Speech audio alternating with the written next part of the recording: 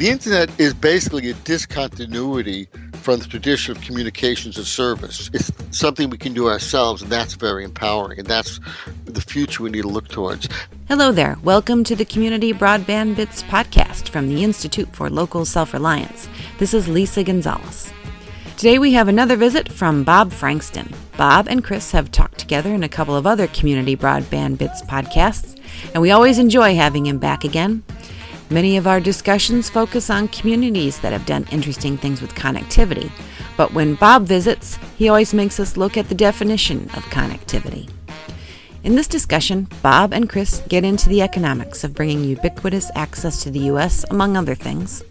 Policymakers often draw parallels between the internet and our extensive systems of roads or our efforts to electrify the entire country. Bob and Chris look a little deeper into these comparisons. They take a hard look at the economics of fiber networks and how current practices need to change to take full advantage of its possibilities. Bob has an extensive library of writings at Frankston.com, so if this conversation piques your interest, be sure to check out his work. Here are Chris and Bob for an interesting conversation. Welcome to another edition of the Community Broadband Bits podcast. I'm Chris Mitchell, and today I'm speaking with Bob Frankston. Welcome back to the show, Bob. Oh, thank you. Glad to be here again. You and I spoke in, I believe it was the single digits, one of the earliest episodes of Community Broadband Bits. And there, I think we went a little bit more over your background, but you've been programming for over half a century, and you've been an entrepreneur. And for our purposes, you've done a lot of writing about telecommunications networks, and people can find that at Frankston.com, and I encourage them to go check it out. Is there anything else that I should be noting? Well, I started my career as in a strange position as somebody building retail software for normal people in the 60s and also a technologist. So I've constantly gone back and forth, and I think one of the challenges I have is explaining to users why the underlying technology matters, but even harder sometimes is explaining to technologists about the user experience, that you can't solve every problem by finding the right kind of wire. You have to work on both sides of the technology and empowering people. And I think actually I would just take that a little bit further in something that I think you'll agree with me on, which is that sometimes you can't even solve an issue with technology. Sometimes it takes law or economics or policy or something that's unrelated to technology. Well, I in particular, economics, what I've said is I approach connectivity, and I prefer to use the term rather than telecommunications, first as an economic problem, that whatever the technology is, we can work around it if we have the economics. And I think of economics in terms of incentives. So let's take airlines, for example. Airlines have learned that to make more money, they have to limit the number of seats, which is annoying to the rest of us, but it makes the business viable. So we have to look at each business and see, do the incentives we create, are they necessary, and do they give us sort of the societal results we want? And we have to be careful of our metaphors or the examples. So one thing is when we think of the internet, a lot of people think of it like the electric power grid. It's something that gets delivered and piped in on wires. But that metaphor doesn't really work well. And it leads us to policies that work at cross purposes with what we want, which is more capacity. And I prefer the word capacity to speed. Yes. Because electrons all go at the same speed, but I'm not going to quibble. If you want to call it speed, that's fine. I just have to, there are times when you have to be precise, and the times when we just go with what words people understand. I wrestle with that as well because I do recognize that we're talking about capacity, and if the speed of light within glass is different from the speed of wireless, then we're sort of getting lost in in distinctions that are not necessary. Yep. But I think you're right, and one of the things that you talk a lot about is that the current way that we have telecommunications is not appropriate, and instead we should be talking about connectivity. So just tell me like a thumbnail sketch of what's wrong with telecommunications as we currently typically have it. Well, we have to be careful about the word, but communications to many people are newspapers and not just the technology. So the very word telecommunications assumes, it's sort of like people say Pandora is radio. These words often, are ambiguous. Right. But if you go back to the 19th century, we had telegraph wires running by railroads, and that seemed very appropriate because telegrams were freight, railroads carried freight. So we, treat them the same. And we created the Interstate Commerce Commission to regulate commerce because we didn't regulate the tracks, we regulated the business of carrying freight. And we applied the same rules to carrying telegrams and created the FCC as part of the ICC. But today we have roads. Instead of you being a passenger on a railroad, you would drive yourself across the country or drive yourself next door. When you leave your house, you don't pay differently to use the road whether you're driving down the street or across the country. So you have considerably more freedom on the open network of roads than you do on the railroad, where the railroad company tells you when you go, it tells you how fast you go, it tells you all kinds of stuff that you have no control over as a user. But more important is the economics. The railroad is a business where they sell you own the tracks and they sell you rides. The purpose of the tracks is so they can sell you rides, and they add value by making sure the train gets from point A to point B. It doesn't fall off the bridge, which is a big problem in the 19th century. So that is a viable business model. If it weren't for competition from cars, it would be a very good business model. The problem is that the economics of telecommunication no longer work that way. And this is really what the internet is about. In other words, using the word internet, the internet is confusing because people have all sorts of ideas of what it is. But basically, if you look at voice over IP, for example, phone call, and we assume there's a phone company that's making sure the phone call works. With voice over IP, we don't depend on having a phone company in the middle that makes sure the phone call works.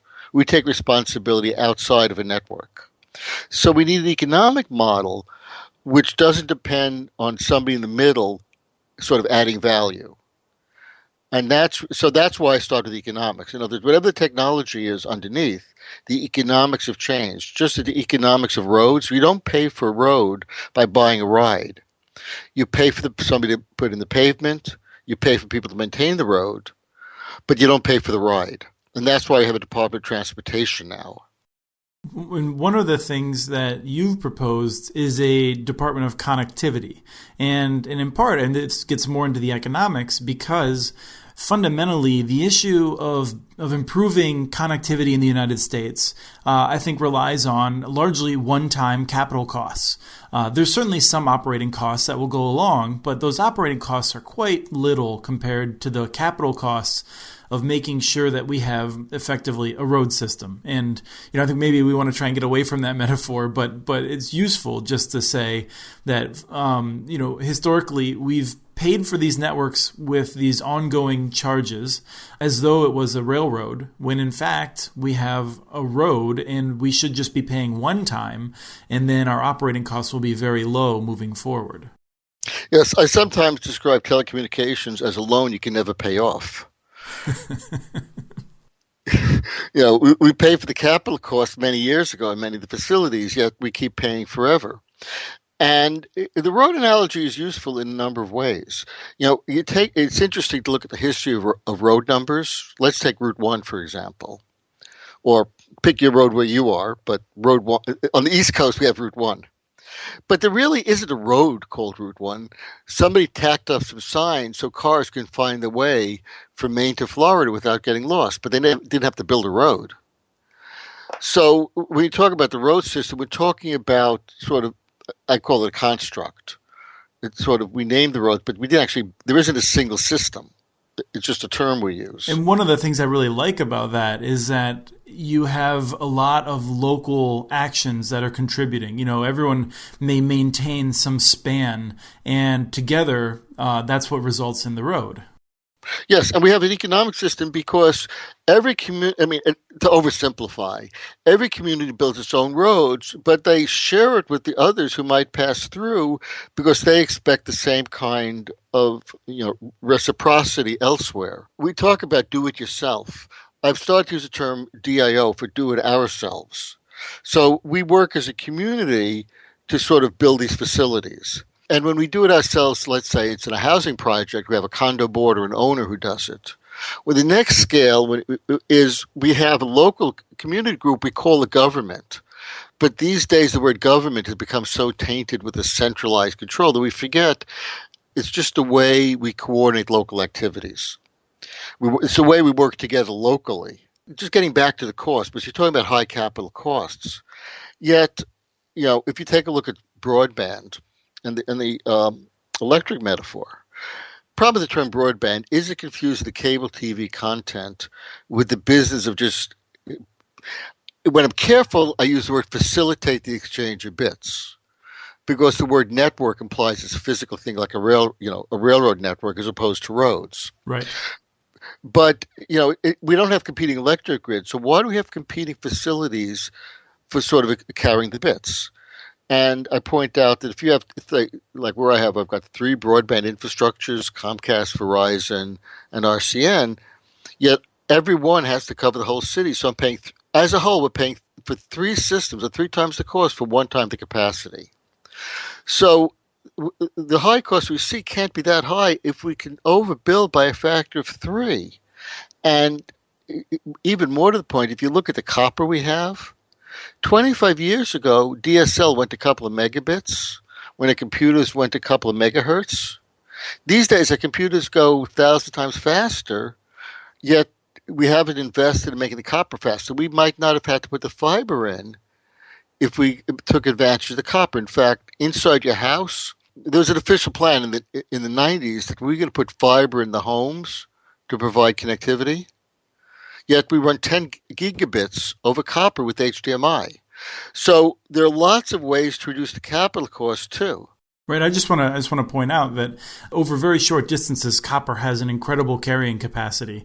And I think just to avoid confusing people who aren't as familiar with the technology, I think your critique is that the copper that's outside our homes could be capable of much more if the companies that owned it were managing it in different ways. Well, it comes back to economics. That the reason we didn't invest in copper is that the regulation said you had to share copper, where if you spent a lot of money, billions of dollars in new fiber, you didn't have to share it. Would you agree that fiber has a greater carrying capacity than copper? Probably. But one thing you've learned about Moore's law is it's amazing what you can do when you have the right incentives. But in other words, I'm not saying fiber is bad. Fiber has a lot of advantages. It's just that we could, take advantage of what we have and then just make an economic decision. Is it cheaper to put fiber in or to use the copper? But that should have been an economic decision. There's nothing magic about fiber. Right, and I just want to make sure there's a little bit of a distinction, because we don't want to reinforce the argument of, for instance, the cable company or telephone company lobbyists that are saying, oh, the copper's just fine, just let us take care of it with our monopolies and we'll be able to do everything you want. I think some of us see the opportunity of building new fiber as a way of just getting away from those old actors and having a new kind of structure. Again, it's economics. And the worry I have about a lot of the gigabit efforts is not speed is great. I like speed. The problem is economics. And if you build new fiber that's the same as a phone company, where the city is the new phone company, you don't change the dynamics. The key is to avoid having to put a paywall around the wires. So if you give me gigabit fiber to one jack in my house and nowhere else in the city, on average, I've got no connectivity. But if we have an economic model which says it's common infrastructure like roads, then we suddenly have a huge economic opportunity, not simply to get to the web, but, for example, healthcare. If I have a healthcare monitor on my wrist, it should just be able to connect wherever I am without having to worry about being told, sorry, you can't connect to the hospital because you don't have the right provider and haven't paid the right bill. And so in this model, a city that was thinking ahead of the game and had followed your advice, where you're the CIO and you have an unlimited budget, just for not because that's necessary, but because it's useful for the thought experiment, you would have, every home connected with, I'm guessing, both some sort of wired and wireless kind of capacity, so that this device that you have, you wouldn't have to like go around and log into your neighbor's house or do anything else. It would just work wherever you are. Well, it's even simpler than that. Today's Wi-Fi is limited, but let's assume that it works. If you just put, like a $10 Wi-Fi chip on every pole that the copper or the fiber passes, we'd have megabits or gigabits everywhere in the city to just use.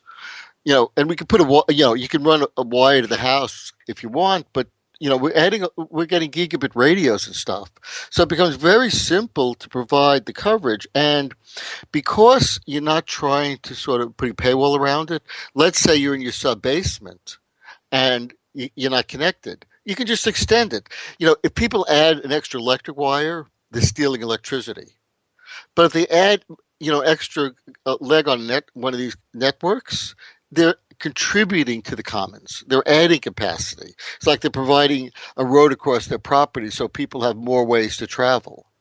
So this is where we go against sort of this scarcity meme, where, in a sense, the more you add to it, the more there is. And so let me ask you then, what we're talking about is effectively having whoever owns the network, whoever owns the physical resources, which today in my community is CenturyLink and Comcast. And in the world that you're describing, the resources would be owned by everyone, basically, perhaps the local government or perhaps by just ad hoc coalitions of people who are extending networks. But the question is, how does that work in terms of protocols and everything? Doesn't the internet require some level of centralization? Well, this is why I started with economics. We can use today's protocol as is, because there's a degree of centralization in some of the technical levels in terms of giving you an IP address and the DNS. I'd like to fix those over time, but we can live with those.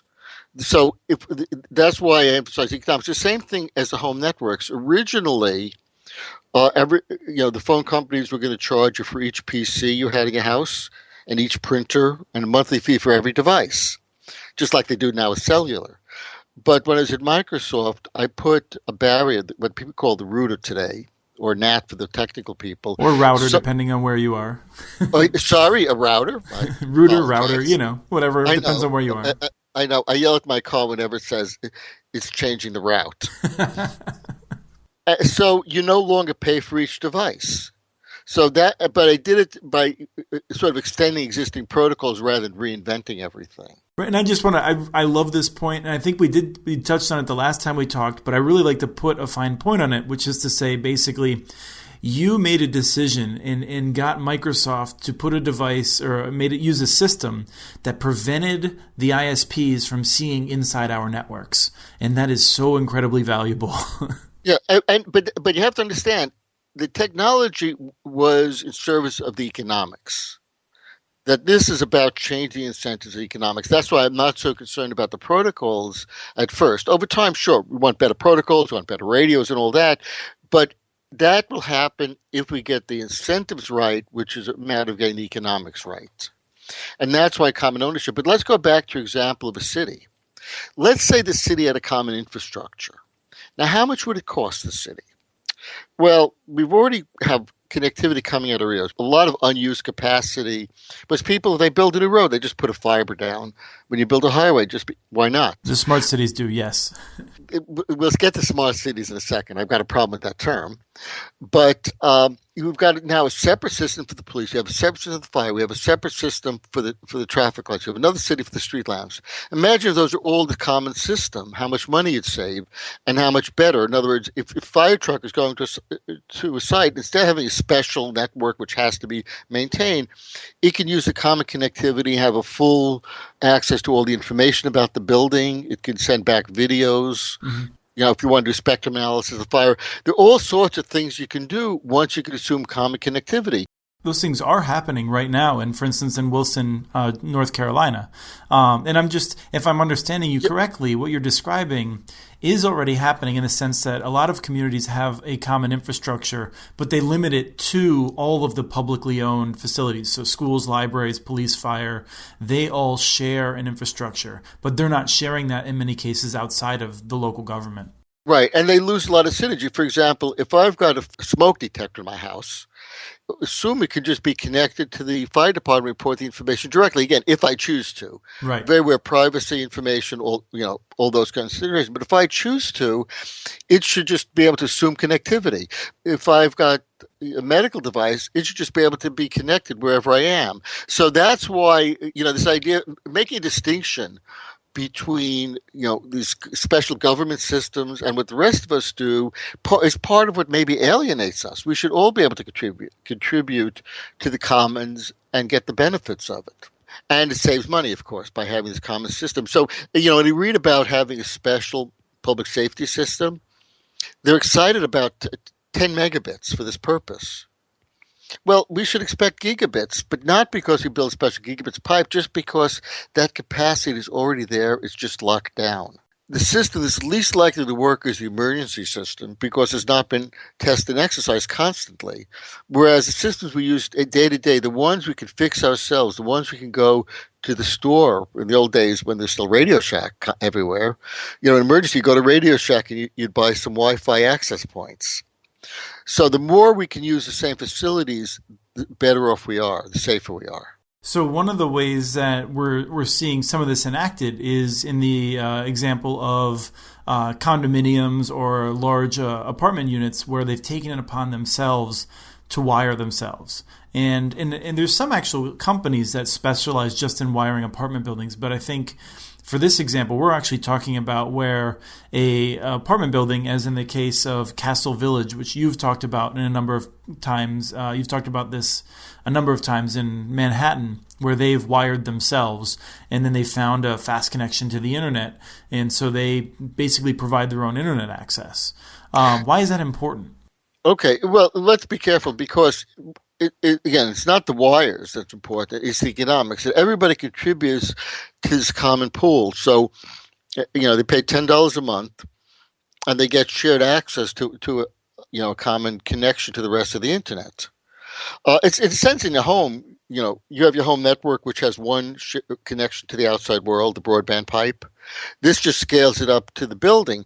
But by contributing to the whole instead of per apartment, they also get connectivity to the rest of the area. So it's not just in their apartment. Anywhere they go in that area, they're connected.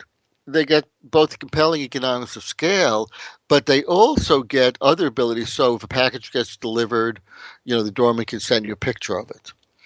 And closely related is something called borderless connectivity. Part of the problem with today's model is that it's not just a paywall.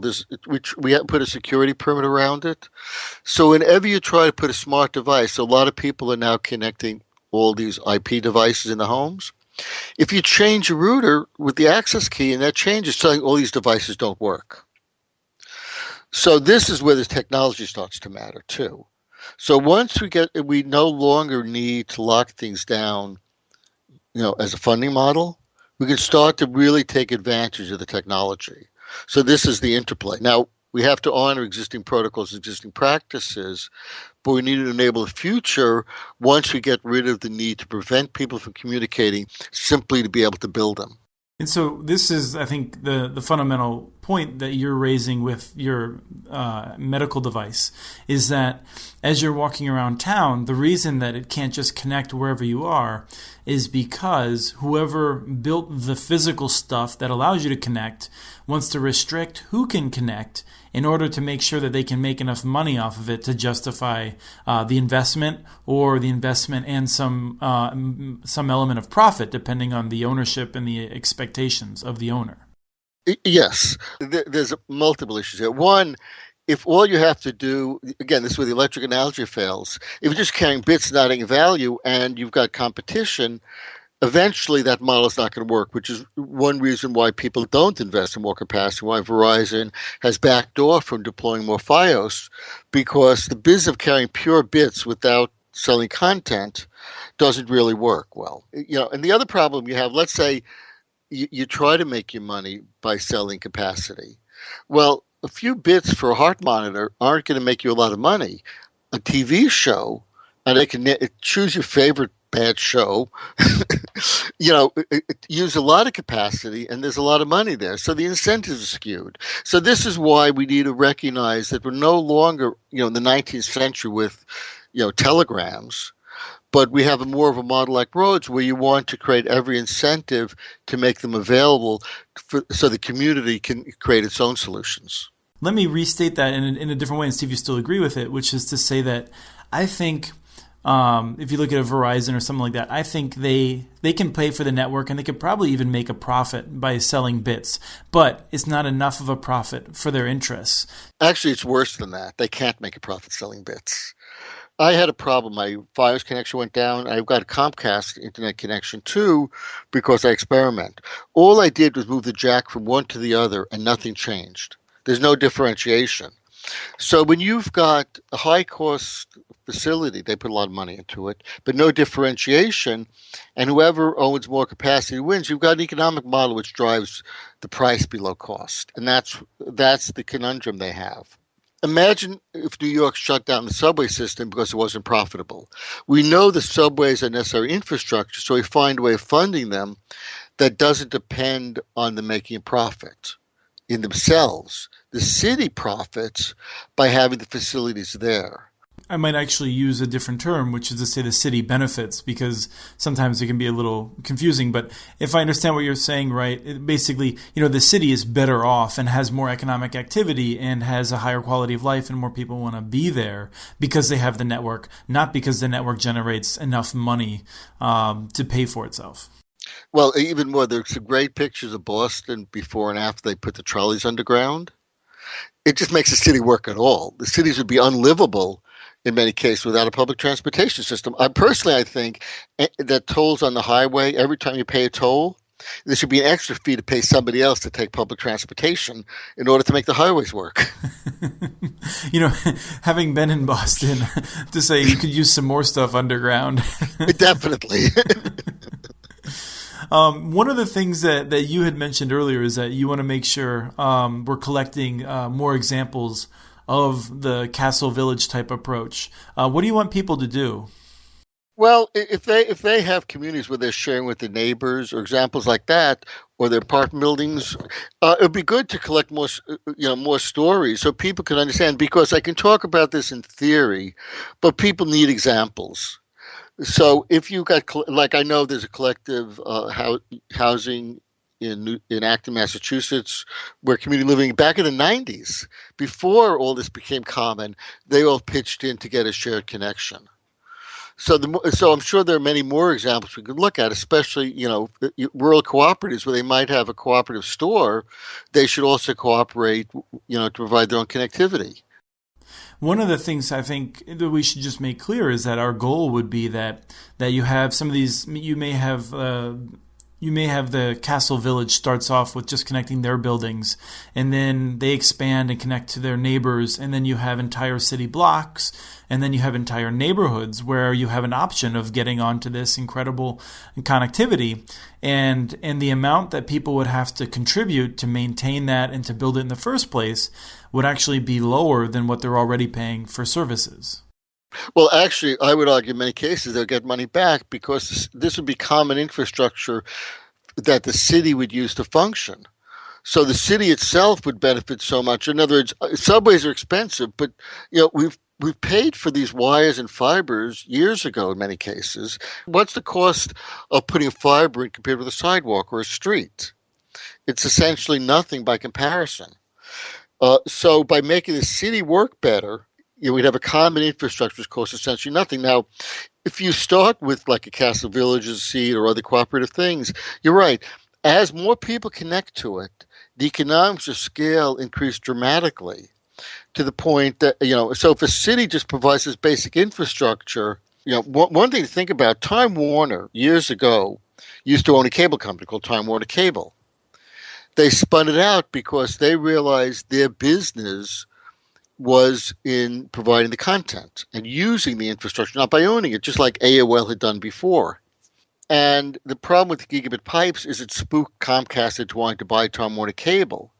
But if we could assume the common infrastructure, then companies like Comcast, which is now known as NBC Universal, Time Warner, the content company, like HBO is already saying they're going to provide their content over IP, just like Netflix does, like Hulu does.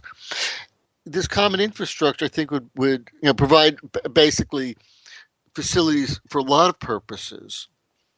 And I think it would be a positive trend, right? And we wouldn't have to sort of build a separate system for each purpose. Is there anything else that you want to throw in before we have to end the show? Well, I encourage people to sort of, think about how they, simple examples of how they can just join in with the neighbors. If you and your neighbors are friendly, share an access point because you basically get the same capacity for half the price. And as you start getting more people to join in, one counterintuitive example is, we used to sort of scarcity. We're running out of resources. We use something up. Well, if you've got, once you're above a threshold speed, so you've got, you've got 1,000 megabit connections, and you share it among 10 people. Well, the way the internet works in packets, it's bursty, and each of you would have the equivalent of a gigabit connection. Right. This is where we really have to get past the sort of physical metaphors and really understand that this is a very different paradigm. It's a very different way of thinking. I think that's holding us back. We're sort of, a lot of like when we first had cars, they're horseless carriages, and we worried about, we didn't really appreciate the full advantage. When movies came in, people didn't know you could move the cameras. The internet is basically a discontinuity from the tradition of communications as service. It's something we can do ourselves, and that's very empowering. And that's the future we need to look towards. How do we empower each other rather than how do we just access something? And the final thing, I'm trying to explain why the internet is not just about websites and not just about access. And the big thing over the last year has been the so-called Internet of Things. So when we have things connecting, devices, they can't read on a green screen or sign-in screen to get by. So I think the need to connect devices is going to be an issue that might force change in the way just accessing the web can't. So I think about all your devices and that. They can't negotiate past it. I mean, the medical monitor is just one example. Things need what I'm calling borderless connectivity, and that might be the reason for change. The cost of trying to make sure that all these devices we want to connect are able to navigate around a Comcast paywall, a Time Warner Cable paywall, an AT&T paywall could very well be the difference between whether we can use them or not. When things are hard, people look for exciting stories, big problems and big things to solve. So the smart city will somehow be smarter than you are. And that reminds me of the 1950s when people would tear down wonderful neighborhoods to build very sterile projects. Boston City Hall is a prime example of that. What we want to do is create vibrant cities by empowering people. If we make connectivity simple, we don't need to tout these big, high-value projects, but we can make it easy to do simple things and empower people. And I think that should be, we want smart people more than smart cities. Smart people and vibrant cities. Bob Frankston. Yes.